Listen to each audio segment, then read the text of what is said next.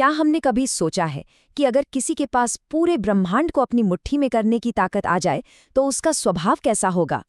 आज हम एक ऐसे ही अद्भुत विषय पर बात करने वाले हैं।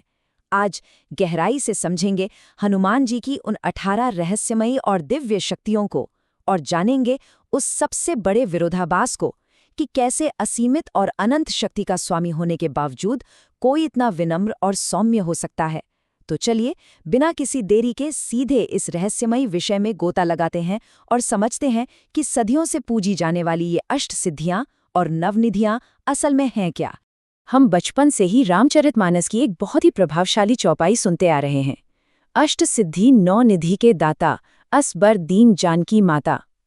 सच कहूं तो ये सिर्फ कोई साधारण काव्यात्मक पंक्ति नहीं है, बल्कि ये एक सीधा और शाश्वत आशीर्वाद है जिसका एक बहुत ही गहरा ऐतिहासिक महत्व है। याद कीजिए लंका की अशोक वाटिका का वह दृश्य, रावण का कड़ा पहरा, हर तरफ खौफ, और उस घोर संकट की घड़ी में हनुमान जी माता सीता को खोज निकालते हैं और उन्हें श्री राम का संदेश देते हैं। उस पल माता सीता कृतज्ञता और वात्सल्य से इतनी भर गईं कि उन्होंने तुरंत ये अद्भुत वरदान दे दिया। एक ऐसा वरदान जिसने हनुमान जी को ब्रह्मांड की सबसे विशिष्ट शक्तियों का परम स्वामी बना दिया। तो आज के सफर में हम क्या क्या देखने वाले हैं? सबसे पहले हम इस दिव्य वरदान की उत्पत्ति को समझेंगे, फिर एक एक करके उन 8 महाशक्तियों यानी अष्ट सिद्धियों के रहस्य खोलेंगे।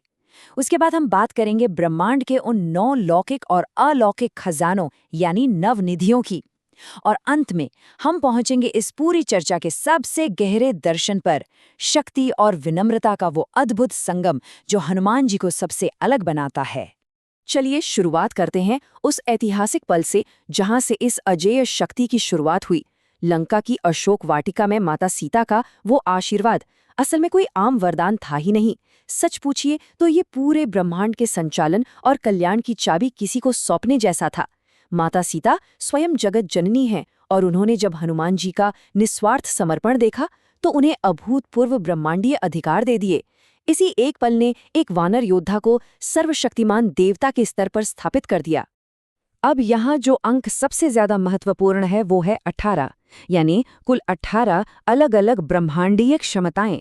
पौराणिक कथाओं में अगर देखा जाए तो एक साथ अष्ट सिद्धियों और नव निधियों का स्वामी होना सच में असंभव सा माना जाता है। 8 महाशक्तियां और 9 ब्रह्मांडीय खजाने मिलकर भौतिक और आध्यात्मिक जगत के हर आयाम को अपने भीतर समेट लेते हैं। लेकिन सबसे खास बात क्या है? वो इन शक्तियों का सिर्फ उपभोग करने वाले नहीं बने, बल्कि उन्हें इनका दाता बना दिया गया। मतलब वे किसी भी सच्चे और योग्य व्यक्ति को ये शक्तियां दान कर सकते हैं। आइए अब थोड़ा और विस्तार में चलते हैं और बात करते हैं अष्ट सिद्धियों की। ये कोई ऐसी वैसी ताकतें नहीं हैं, ये ऐसी मानसिक और शारीरिक महाशक्तियां हैं जो इंसान को सच में अजेय बना देती हैं। अगर देखा जाए तो ये सिद्धियां भौतिक विज्ञान के हर नियम और सीमाओं को पूरी तरह से पीछे छोड़ देती हैं। ये प्रकृति के मूल तत्वों पर ऐसा नियंत्रण देती हैं जिसकी कल्पना करना भी मुश्किल है। यहाँ हमें शारीरिक बदलावों के 2 एकदम चरम रूप देखने को मिलते हैं।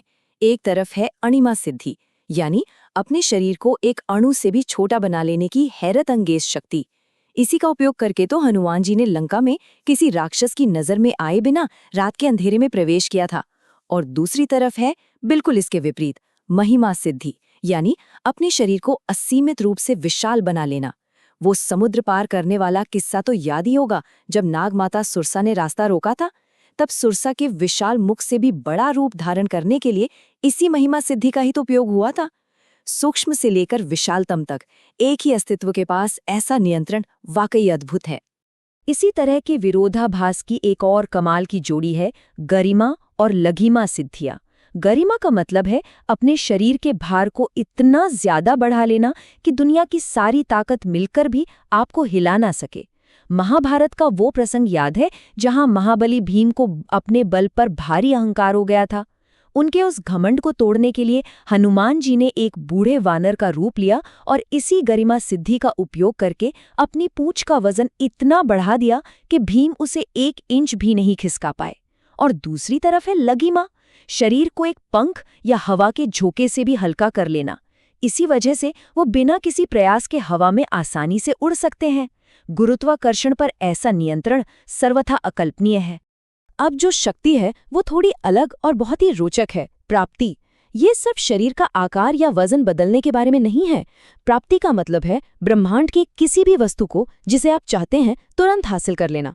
लेकिन रुकिए, इसमें एक और बहुत ही खास खूबी जुड़ी है, वो है दुनिया के सभी पशु पक्षियों और जीवों की भाषा को समझ पाना। हनुमान जी का प्रकृति के साथ जो गहरा नाता है, ये सिद्धि उसी को दर्शाती है। वे सिर्फ इंसानों या देवताओं की नहीं, बल्कि पूरी सृष्टि की पुकार सुन सकते हैं। इसके बाद आती है एक ऐसी सिद्धि जो परम स्वतंत्रता का प्रतीक है, प्रागकाम्य।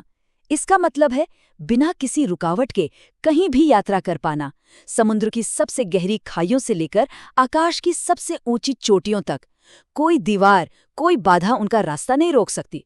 और सबसे बड़ी बात, इसी सिद्धि के साथ जुड़ा है चिरंजीवी होने का वरदान, यानी हमेशा जीवित रहना।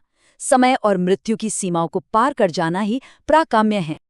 अब हम उस स्तर पर आ गए हैं जहां ये सिद्धियां शक्ति और प्रभुत्व को बहुत ऊपर ले जाती हैं।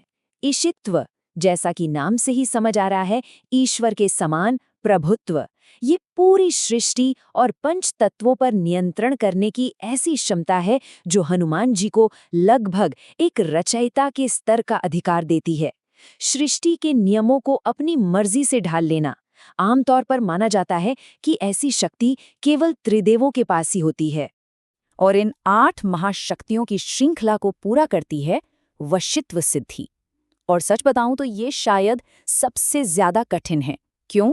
क्योंकि ये सिर्फ बाहरी ताकतों पर नियंत्रण नहीं है, बल्कि अपनी स्वयं की इंद्रियों पर पूर्ण विजय पाना है।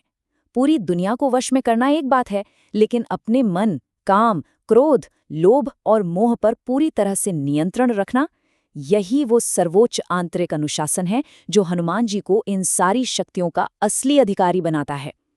शक्ति का होना काफी नहीं है, उस शक्ति पर नियंत्रण होना ही असली सिद्धि है।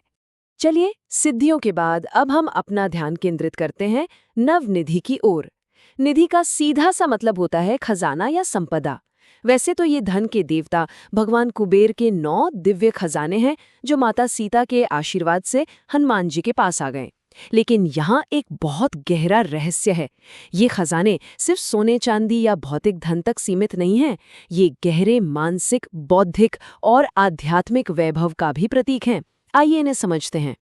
अगर हम कुबेर के इन 9 खजानों को बांटें तो ये 3 मुख्य श्रेणियों में आते हैं। पहली है भौतिक संपत्ति, जहां पद्मनिधि जीवन में सात्विक धन लाती है, महापद्म पीढ़ियों तक चलने वाली वंश वृद्धि देती है, और नीलनिधि कार्य क्षेत्र में अपार सफलता दिलाती है। दूसरी श्रेणी है कला और सुरक्षा, जहां मुकुंद कला और संगीत में निपुणता देती है, कच्छप आपकी अर्जित संपत्ति की रक्षा करती है, और मकर अस्त्र शस्त्र और वीरता का वैभव प्रदान करती है। और आखिरी सबसे शक्तिशाली श्रेणी है आध्यात्मिक और विजय की, जहां नंद से सांसारिक सुख और लंबी आयु मिलती है, शंख निधि से आत्मज्ञान और गहन शांति मिलती है, और खर्व निधि शत्रुओं पर निरंतर विजय सुनिश्चित करती है। देखा जाए तो मानव जीवन के हर एक पहलू को ये 9 खजाने पूरी तरह से पूर्ण कर देते हैं। इन अद्भुत शक्तियों और ब्रह्मांडीय खजानों को समझने के बाद अब हम इस चर्चा के सबसे भावुक और दार्शनिक हिस्से पर आ गए हैं। ये हनुमान जी के चरित्र का वह मूल तत्व है जो सदियों से मानवता को शक्ति के असल मायने समझाता आ रहा है। एक ऐसा विरोधाभास जिसे समझना हम सबके लिए बहुत जरूरी है। और यहीं पर एक बहुत ही गहरा सवाल उठता है। जरा सोचिए, जो पूरी सृष्टि की शक्तियों का स्वामी है, जिसके पास ब्रह्मांड का हर एक खजाना है, जो अजेय है, उसे मुख्य रूप से एक दाता या देने वाले के रूप में ही क्यों जाना जाता है? ये मानव इतिहास का एक बहुत बड़ा विरोधाभास है। जिसके पास इतनी शक्ति है कि वो पलक झपकते ही पहाड़ उठा ले, वो हमेशा हाथ जोड़े और सिर झुकाए क्यों खड़ा रहता है? इसका सटीक उत्तर मिलता है उनके स्वभाव और समर्पण में। उनकी असली महानता इस बात में बिल्कुल नहीं है कि उनके पास ये सारी शक्तियां हैं। उनकी महानता इस बात में है कि वो संकट के समय सच्चे मन से स्मरण करने वाले किसी भी व्यक्ति को ये शक्तियां बांटने के लिए हमेशा तत्पर रहते हैं। अगर किसी को शारीरिक बल चाहिए तो वो महिमा सिद्धि से उसे अपार शक्ति देते हैं। अगर कोई घोर निराशा में है और मानसिक शांति खोज रहा है तो वो शंख निधि का आशीर्वाद दे देते हैं। उनका पूरा अस्तित्व, उनकी पूरी शक्ति केवल और केवल दूसरों के संकट हरने के लिए ही समर्पित है। तो अंत में ये पूरी चर्चा एक बहुत ही गहरे सवाल पर आ टिकती है। क्या सच्ची दिव्यता, केवल अनंत शक्तियों और अपार धन को पा लेने में है, या फिर उस परम विनम्रता में है जो उन शक्तियों का उपयोग निस्वार्थ भाव से दूसरों की सेवा करने और उन्हें सशक्त बनाने में करती है। हनुमान जी का चरित्र हमें ये सोचने पर मजबूर कर देता है कि असली शक्ति शासन करने में नहीं, बल्कि सेवा करने में है। उम्मीद है कि आज की इस चर्चा से आपको इस अद्भुत विषय को देखने का एक बिल्कुल नया नजरिया मिला होगा। इस सफर में हमारे साथ जुड़ने के लिए आपका बहुत बहुत धन्यवाद।